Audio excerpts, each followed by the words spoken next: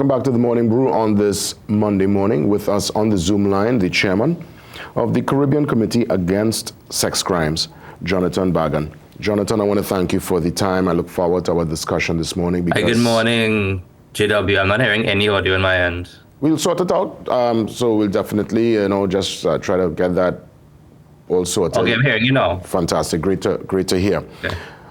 Very timely discussion. Over the weekend, we saw the arrival of around 17, I believe, deportees. Out of that, 2 women. And 2 also were detained by, authorities based on criminal actions that were committed before they went across to the U.S. 3 across at the Vision and Mission. The rest were received by their family. So we're looking at the scenario there, and we're hearing out of that there too, obviously, there will be the concern of those who are coming with sex crimes, who would have committed whatever sex crime there in the U.S., and I know that will be a cause for concern. Walk us through what's the, as far as you're concerned, best practice in receiving these nationals when they make it back to the shore, some who would have been away for 47 years. Well, I do believe that the Minister of, I was about to say National Security, but it's Home Affairs and Defense. So Wayne Sturgis did a good job of handling it, but he did say in his post-cabinet briefing that attempts were made to get the fingerprints of the sex offenders and the other persons who have committed crimes. I think it's mainly general citizens who are deported. It's only a handful of actual criminals we have to worry about. But attempts were made, and they were so far, as of the briefing, unsuccessful in getting fingerprint information. So best practice is that the U.S. would normally send a care package with fingerprints, photographs, and briefings on the severity of the crime. Because again, remember, in the states, sex offense is each state has their own laws, and sexual offending is a broad term. It could be you urinated in public and a child happened to be watching, and then they charge you for exposing yourself to a minor. It could be something somewhat innocent that got out of control, or possession of some images or videos of child sexual abuse, which is bad, but it's not as bad as somebody who, say, would have stalked, molested a child physically, or stalked a woman and assaulted her. So there are different levels of severity. And we have to treat and decide, are these offenders people who can be rehabilitated? Should there be full disclosure, Jonathan? Do you think there should be full disclosure that we should, as citizens of Trinidad and Tobago, know that this is what the person was charged for? Should there be public knowledge? Well, if it was a high-risk offender, if it was because there are rapists who will stalk a woman who is a complete stranger to them, put a gun to their head and rape them. If it's a high-risk sex offender, they should be put in a public registry. But again, as I said, the U.S. has some very strict laws. If it is somebody who had, innocuously, somebody sent him an email full of child pornography, and that was found by the FBI, and he got in trouble for something that may not even be his fault fully, then, I mean, we have to, so when you put somebody on a public sex offenders registry, it hinders their rehabilitation. And the stress, remember, it's a lot of stress living with your image on a website. Nobody wants to talk to you or hire you. That could drive them into more crime. So we have to have a balancing act. But yes, if they are violent, yes, the public should know. Where are we right now as it pertains to that registry on the local side of things? The registry law has been passed since 2019, and there have been several amendments. It is a little vague as to deportees, but there is a mention of deportees being registered. So it should, I do believe Wayne Sturgis has said it does allow for deportees to be registered, and that should be sufficient. But I do advocate for a more robust system. Since 2020, as I think you would have gotten the Fox News link, I've had a partnership with the same software company that the FBI uses and most of the U.S. law enforcement uses.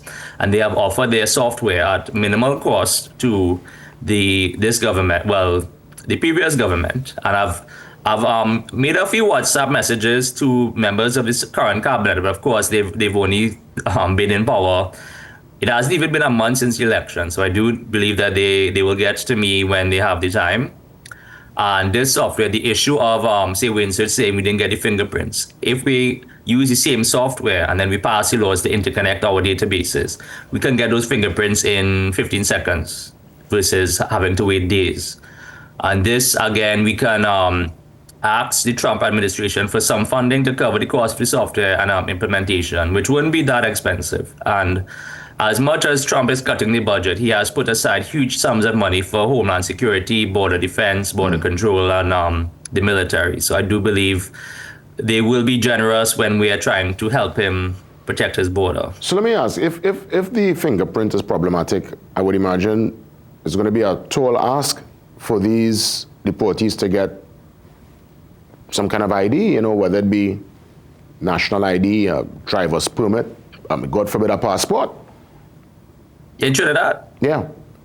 No, they are still citizens. Their rights as citizens haven't been removed. The Constitution will protect them as there's a right in the Constitution to equal treatment for public bodies, equality before the law. So if they were discriminated against for your ID card and a passport, they could just hire an attorney and sue the state. So because one of the guys here in the clip, the guy in the middle, said that there's no record of him in Trinidad. I was watching the news up to last evening, and he said, over the years, and I guess he's back now, there's no record of the man. He left here back in 1978, 47 years ago.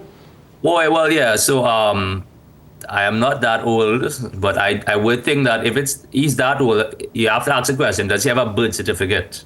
If he doesn't have a birth certificate and the system doesn't recognize him, yes, he will be in trouble more due to the bureaucracy than due to his human rights being infringed to have ID.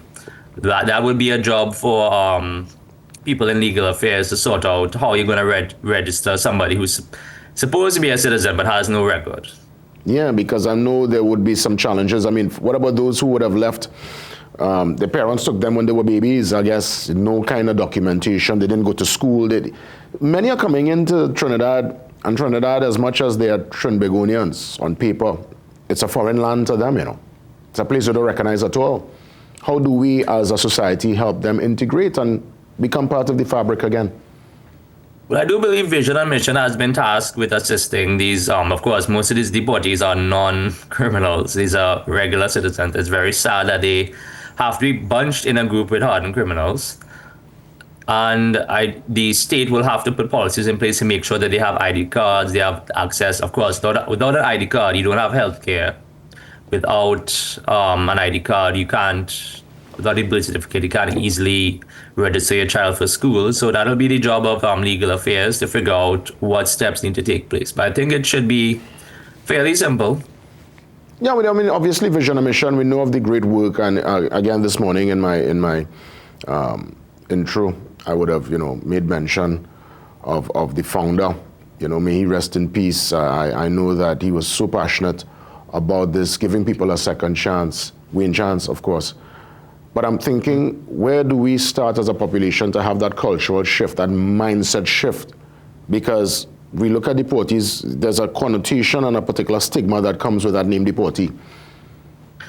Well, I think that people understand that Trump's policies are exceptionally harsh on illegal immigrants and people with immigration issues. So the majority would, I think, sympathize once they understand, okay, most of these deportees are not criminals. It's very sad that the 3 or 4 criminals have to be bunched into there. And the population can trust that the sex offenders registry, at least, even if they're not published on the website, the police will have a record. And every time that a sex offender moves address, they have to register their address with the police station. So we'll have a track of them. And I'm further advocating for more measures. So the software provided by Offender Watch can track sex offenders on Snapchat, on social media, on email. We could also implement GPS tracking of so once we know the offender's address, we can put a GPS bubble so that if a child's phone GPS goes into that bubble, of course you have to install the app on the child's phone, they can be tracked. So there are measures we can take place. But for the regular deportees, there are churches, there are other religious institutions, there are NGOs that will reach out to them. I do believe yes, Trinidad has some scandal and bacchanal, but we're also very loving people simultaneously. I think they will get the support they need. So you're saying to me those with sexual offenses, serious sexual offenses, will be put back into the community. It's just obviously we have to get the framework to monitor the movement. But literally they'll be able to walk off the plane. They'll have to probably go through their due diligence with the authorities, but literally they're back on the street, they're back in the society. That's what you're suggesting here this morning. Well, I'm not suggesting it. They haven't been convicted in Trinidad, and there's no court order to put them in prison. And generally, that's what the sex offender registry is in place at the moment. I'm sorry, GW, are you hearing the dog barking in the background? Or is No, this not at audio? all, not at all, not at all. Okay, good. So, again, I think we would have to look at the severity of the offense. From my understanding, there was an interim measure. I think I saw it in the Guardian this morning that some of these deportees are being housed in a government institution, and we should house them and assess them. And of course, some assessment should be done because I think there was a murderer among them. If the murderer is also schizophrenic or has some sort of mental disability and should be put in safe hands for the safety society, that is a call the government can make under the Mental Health Act. So there should be a process first before you just release them. Yeah, because again, sometimes, and I said it this morning, if society doesn't accept them, yes, I know you said that we are all embracing people, and we are, but sometimes people are not given that second chance. The connotation and the stigma that comes with that name deportee is a severe one. And unfortunately, some go into the criminal gang system with advanced knowledge and advanced knowledge based on what they would have learned out there in the US. And some even go all the way to the top hierarchy of these said criminal enterprises. We have seen it in the past. Where deportees come and take over the scene. Or you mean deportees who come and train our gangs in advance? Yeah. And they come and take over the scene because they come in with advanced knowledge, they come in with expertise that remember, they're up to the time. Huh? They're dealing with stuff that many of the criminal elements here in Trinidad might not even be in tune with some of the more advanced ways of scamming and scheming and the whole criminal enterprise. Well, that'll be a job for national security. We do have, the SSA has a robust system where there could be GPS tapping and tracking individuals.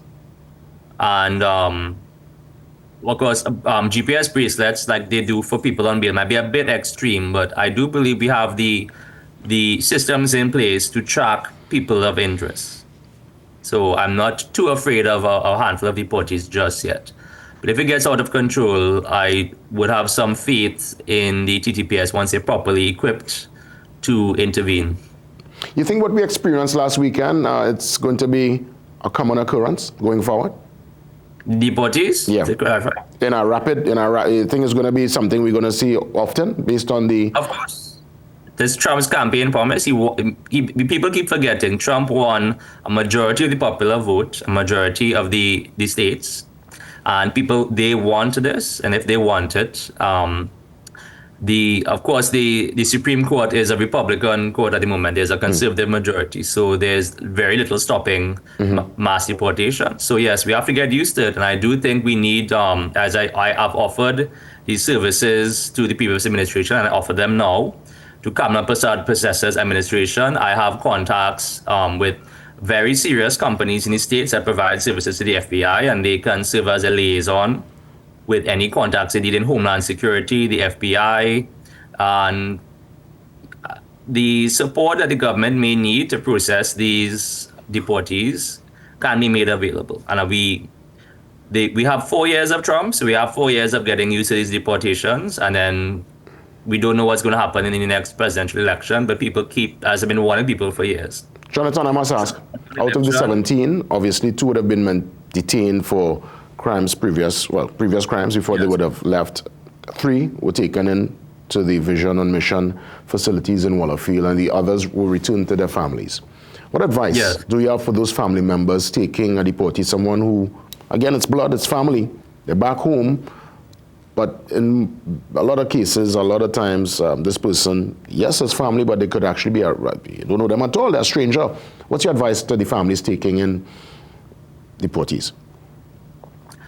Well, Jesus said, love your neighbor, and even if many times families cause trouble, he also said, love your enemies. So we need to remember the warmth that should be extended to people in need. There's a parable of the Good Samaritan, where a stranger helped a complete stranger, and basically paid off all his medical expenses just because it was a good deed to do. So we should do good deeds to those in need. And there are NGOs that will support their religious organizations that will provide food hampers and clothing as need be. So there is, I've been working with the NGO community for a long time. Even if there's psychological needs, there will be support available. People just have to reach out and ask a question. Yeah, and I could only imagine, as we mentioned, family. One of the deportees yesterday on the news made mention that his 2 children, this young man right here, Yes. 2 children are actually out there in Florida. His father's now taking care of the children. So I can only imagine his heartbreak being separated from his family. Yeah, that he would need some sort of psychological counseling and support. And of course, the NGOs and the state can try to help reintegrate him with employment and skills training as they be. Because as much as we may complain about Trinidad, we have a fairly robust economy. There are vacancies available. They're not the best jobs. There are always vacancies available. So there's hope for him here.